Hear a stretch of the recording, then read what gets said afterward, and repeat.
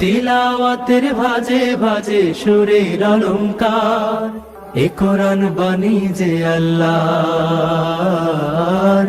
এ কোরআন বাণী যে আল্লাহর।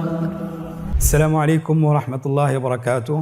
আসুন্নাহ ফাউন্ডেশনের অনন্য আয়োজন সহজ সূত্রে কোরআন শিখির 22তম পর্বে আপনাদেরকে স্বাগতম। আলহামদুলিল্লাহ, আমরা গত ক্লাসে নুন সাকিন তানবিনের আহকাম শিখেছিলাম। আজকে ইনশাআল্লাহ আমরা মিম সাকিনের হুকুম শিখব ইনশাআল্লাহ। মিম সাকিনের হুকুম, মিম সাকিন কত প্রকার আমাদেরকে আগেই জানতে হবে। মিম সাকিন 3 প্রকার।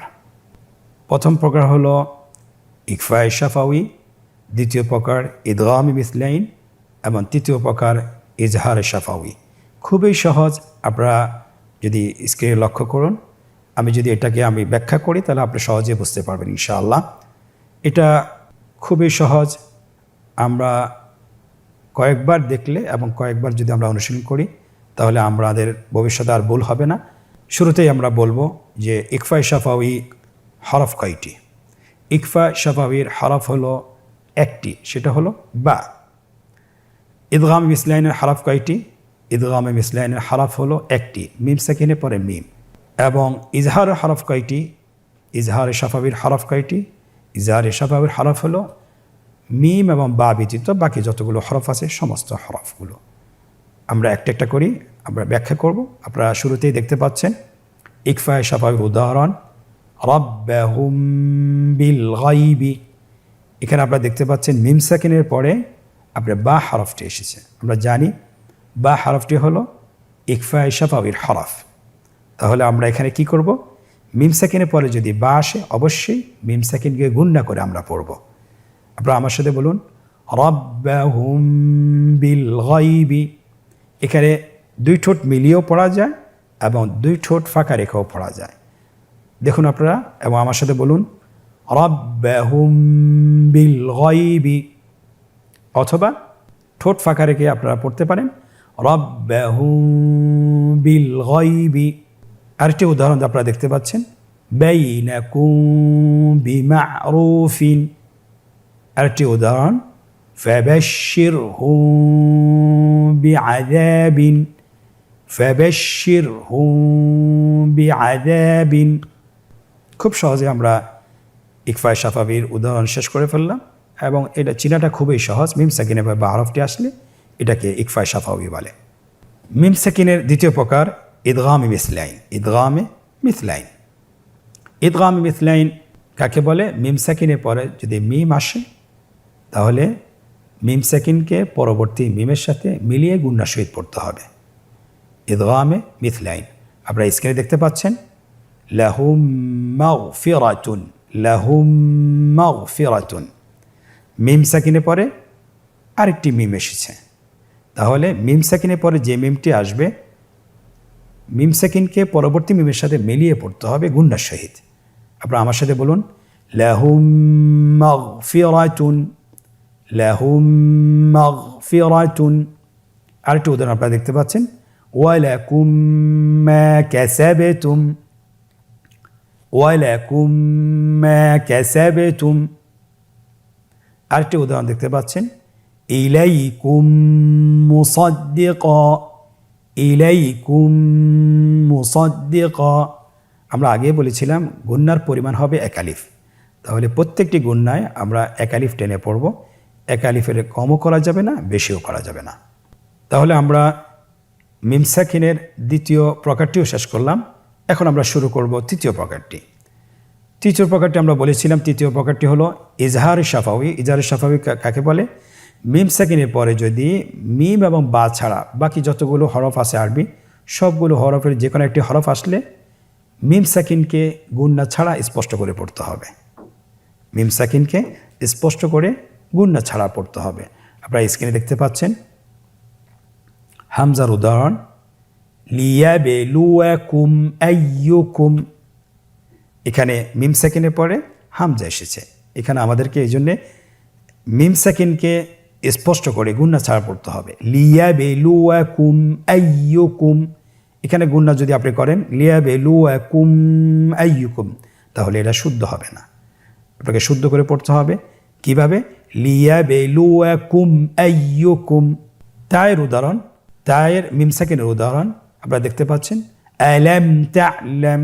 সায়ের মিম সাকিনের উদাহরণ, দারিকুম সালাসাতা।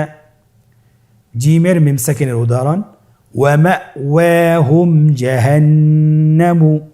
হায়ের মিম সাকিনের উদাহরণ, লাহুম জান্নাতুন। খায়ের মিম সাকিনের উদাহরণ, সাআলাহুম খাজানাতুহা।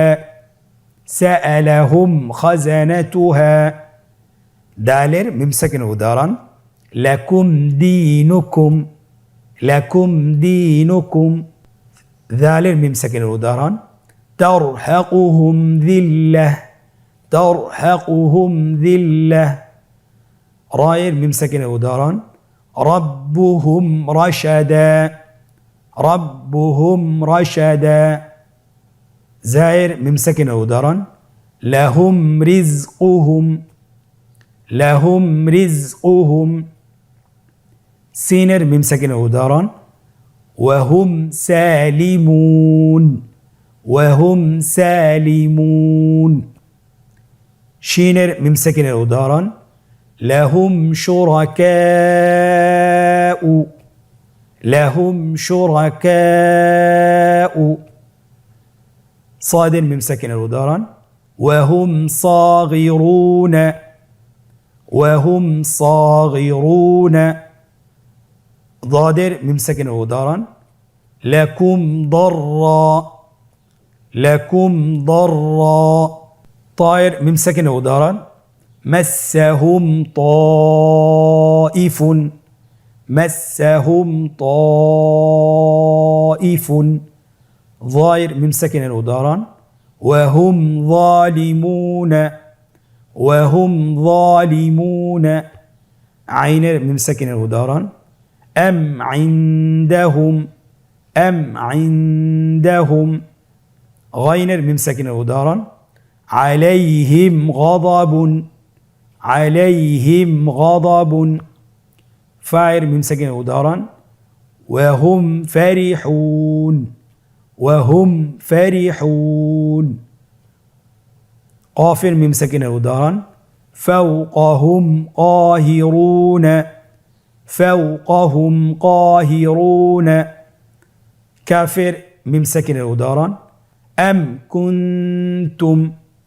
আম কুনতুম। লামের মিম সাকিনের উদাহরণ, ওয়াহুম লাহা। ওয়াহুম লাহা। নুনের মিম সাকিনের উদাহরণ, লাহুম নারু। লাহুম নারু।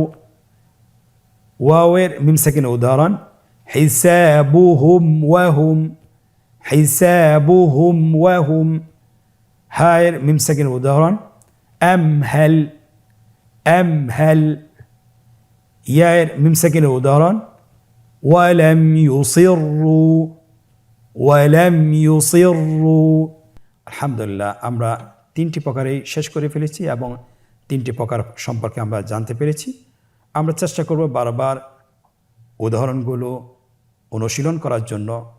বেশি বেশি যদি আমরা অনুশীলন করতে পারি তাহলে আমাদের তেলাওয়াতে কখনো ভুল হবে না ইনশাআল্লাহ। আমরা তেলাওয়াতে মিম সাকিনের 3টি প্রকারে আমরা বাস্তবায়ন করতে পারবো ইনশাআল্লাহ। এখন আমরা মিম সাকিনের অনুশীলন পর্বে প্রবেশ করব, যে আমরা কতটুকু শিখতে পেরেছি, কতটুকু জানতে পেরেছি, কতটুকু আমরা বুঝতে পেরেছি, সেটা আমরা নিজেদেরকে যাচাই করব অনুশীলন করার মাধ্যমে। চলুন আমরা শুরু করি। আমরা অনুশীলন দেখতে পাচ্ছি যে প্রথম প্রশ্ন, নিম্নোক্ত উদাহরণগুলো সঠিক জায়গায় লিখুন। আপনারা দেখতে পাচ্ছেন উপরের লাইনে উদাহরণগুলো দেওয়া আছে এবং দ্বিতীয় লাইনটি ফাঁকা রাখা আছে এবং তৃতীয় লাইনটি মিম সাকিনের প্রকারগুলোর নাম দেওয়া আছে। আলাইহিম মুসাদা, এটা মিম সাকিনের কোন প্রকার, কে বলতে পারবেন? আশা করি আপনারা যদি বুঝে থাকেন তাহলে বলতে পারবেন। আলাইহিম মুসাদা, মিম সাকিনের পরে মিম আসছে, তাহলে এটাকে আমরা ইদগামে মিসলাইন বলবো। ইদগামে মিসলাইন, তাহলে আমরা ইদগামে মিসলাইনের ঘরে বসিয়ে দিই। রব্বুহুম বিহিম। রব্বুহুম বিহিম। এখানে মিম সাকিনের পরে বা এসেছে। বলুন তো দেখি এটা মিম সাকিনের কোন প্রকারের? অবশ্যই আমরা যদি বুঝে থাকি তাহলে আমরা বলতে পারবো মিম সাকিনের পরে বা আসলে এটাকে ইকফায়ে শাফাওয়ি বলে। অবশ্যই আমরা ইকফায়ে শাফাওয়ির ঘরে বসাবো। আলাম তারা, আলাম তারা, এখানে কিন্তু কোনো গুন্না নেই। তাহলে আমরা বুঝতেই পারতেছি এটা ইজহারে শাফাওয়ির প্রকার। যেহেতু মিম সাকিনের বা তা হরফটা এসেছে, এখানে গুন্না ছাড়া স্পষ্ট করে পড়তে হয়। তাহলে আমরা এই উদাহরণটি ইজহারে শাফাওয়ির ঘরে বসিয়ে দিই। আলহামদুলিল্লাহ, আমরা কত সহজে করে ফেলেছি। দ্বিতীয় প্রশ্ন, রেখা টেনে মিম সাকিনের প্রকারের সাথে উদাহরণগুলো মিল করুন। মিম সাকিনের প্রকারের সাথে উদাহরণগুলো মিল করুন। আপনারা ডান পাশে দেখতে পাচ্ছেন যে মিম সাকিনের প্রকারের উদাহরণগুলো দেওয়া আছে এবং বাম পাশে মিম সাকিনের প্রকারের নামগুলো দেওয়া আছে। শুধুমাত্র উদাহরণের সাথে নামগুলোর মিল করতে হবে। স্ক্রিন লক্ষ্য করুন, লাম ইয়ালিদে, লাম ইয়ালিদে, বুঝতে পারতেছি যে এটা ইজহারে শাফাওয়ি। আপনি রেখা টেনে মিল করুন। আতআমাহুম মিন, আতআমাহুম মিন, মিম সাকিনের পরে মিম আসলে আমরা জানি যে এটাকে ইদগামে মিসলাইন বলে। তাহলে আমরা রেখা টেনে মিল করি।